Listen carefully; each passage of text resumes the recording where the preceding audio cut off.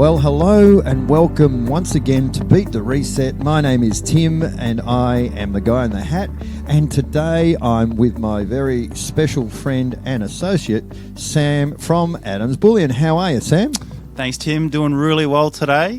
Great to be here with you as always. What about yourself? Mate, I am always well. It's all the better for seeing you, my friend. Love your work as always. Now, today we're going to talk about self-managed super funds.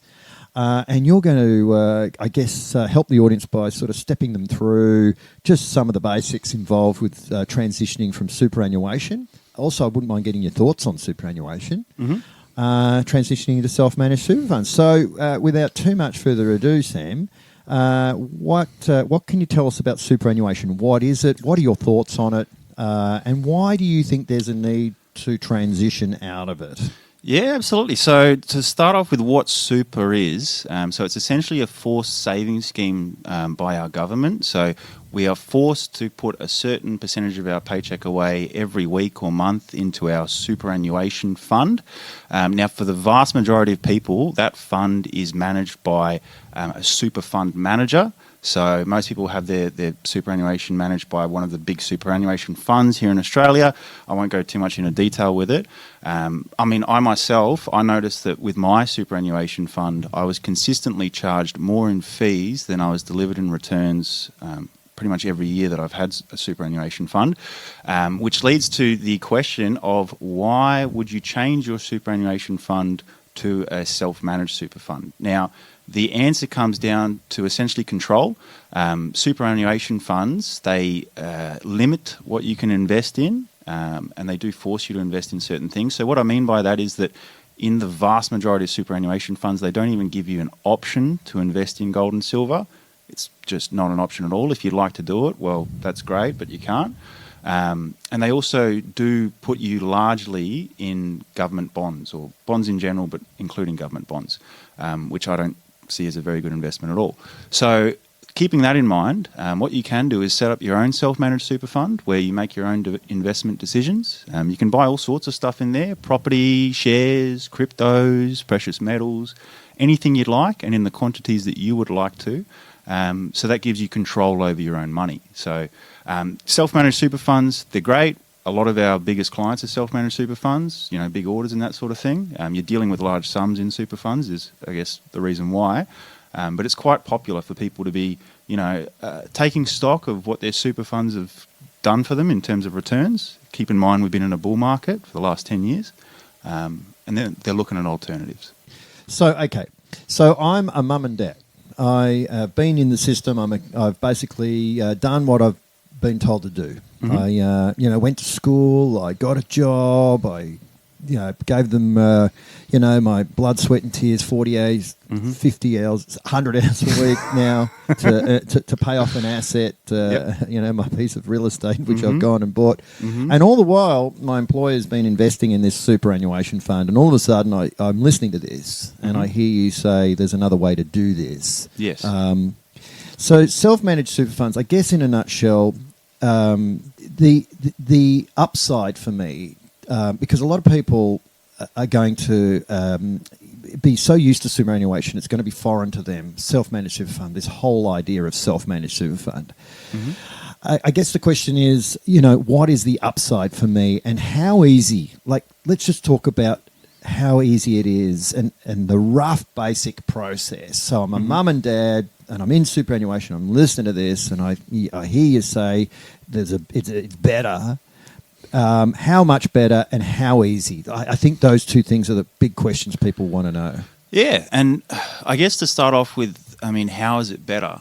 Going back to that example of myself, looking at my own returns and my own costs, my own fees in doing so. I tell everybody, have a look at what your super's doing for you. Most people don't watch it. They don't really look at the returns. It kind of just ticks away in the background for them. But I advise everybody, take a close look. It's your money. You worked hard for it. Look at what it's doing for you. And if you're unhappy with that, then look at other options. So another way that I think about it as well is that, if you look at gold, right, the price of gold over the last 23 years has gone up an average of 9% per year in Aussie dollars. Now, last year it went up 13.5% for the year, And so far for this year, we're 3 months in and we're already up 9% for the year. So if your super fund is not returning those sorts of returns for you, then historically speaking at least, you would have been better off to sit yourself in gold. And that's not a very complex investment strategy. That doesn't require too much brain power.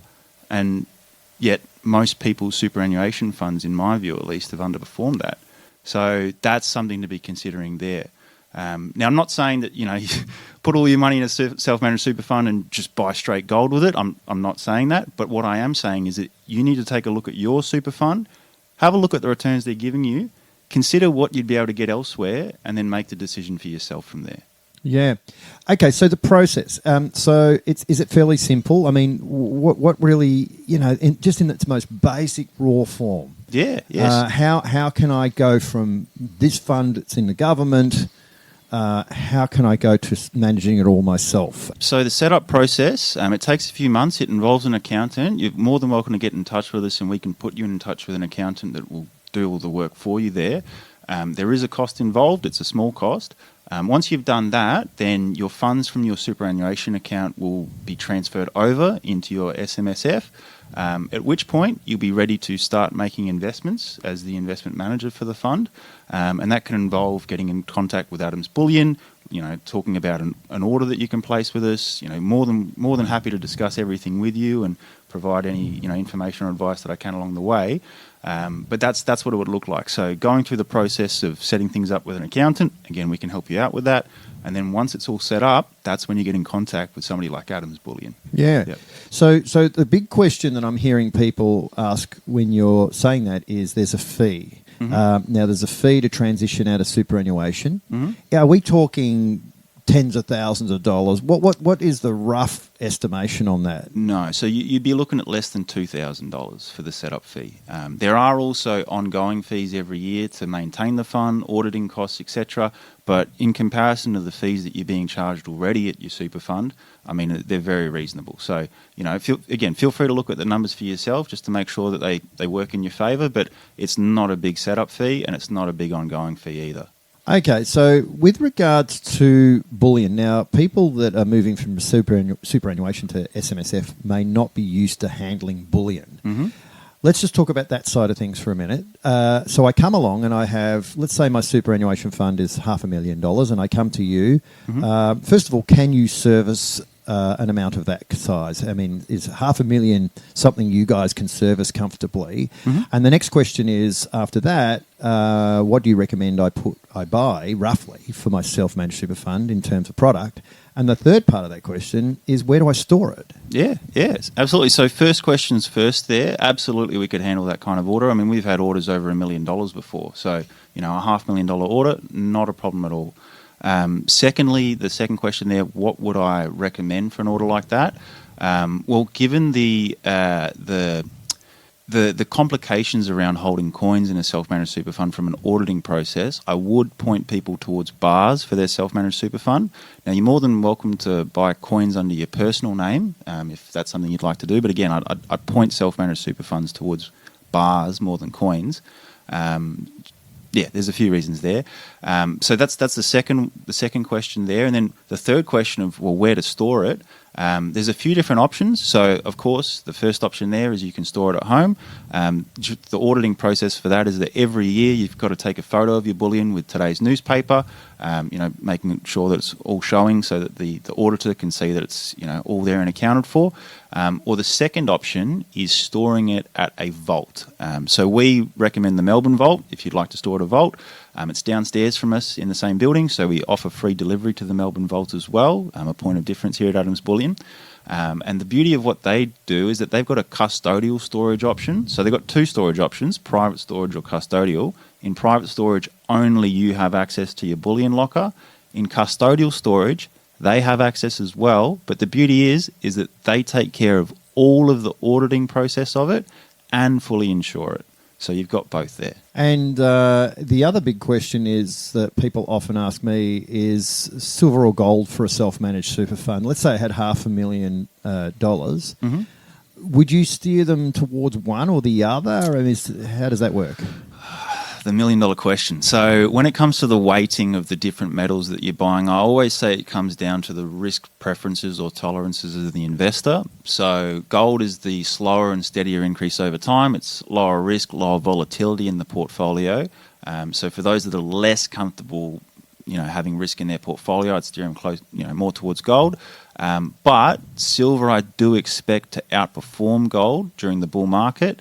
Hence why, if you are happy to wear that little bit more volatility in your portfolio, you're happy to take that little bit more risk, then, allocating heavier towards silver could be a really wise option there. So I don't make that decision for my clients. I kind of ask them what their risk tolerances are like and allow them to make the decision. But if it were me, myself, with my own risk tolerances, I would be leaning heavier on silver. Yeah.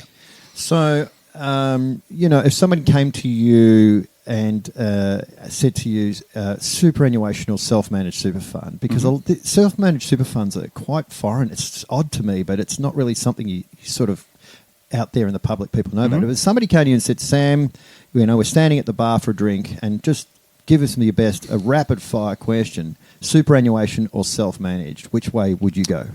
I mean, if you've got the financial and economic knowledge to know what you'd like to do with your money, you've done a bit of research into what you'd like to invest in, maybe you've come up with the answer of gold and silver, maybe you're looking at other things as well, like cryptos or anything like that. But as long as you've got an idea as to what you'd like to do, then I view self-managed super as the way to go. I mean, I've talked about my costs, my fees, my returns in a superannuation fund.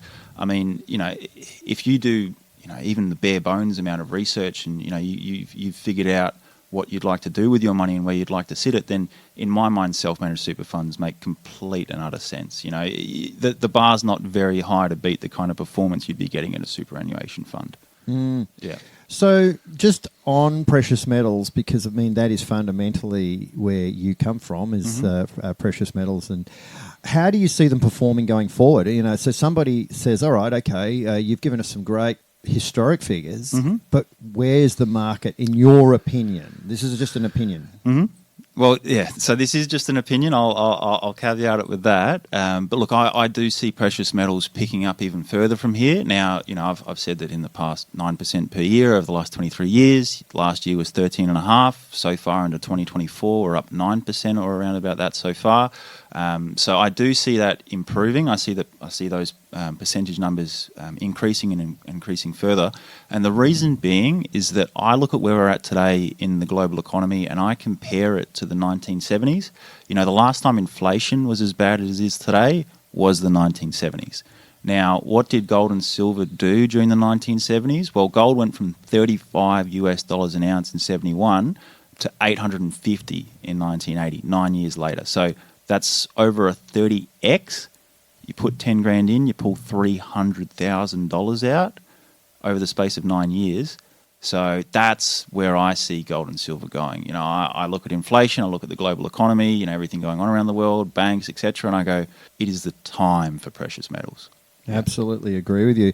So how do people get in contact with you? How do they find you? And also, if I'm from other states of Australia, can I still contact you? Absolutely. So we've got lots of interstate clients from New South Wales, Queensland, South Australia, WA, even a few up in the NT. So yes, you're more than welcome to get in contact with us.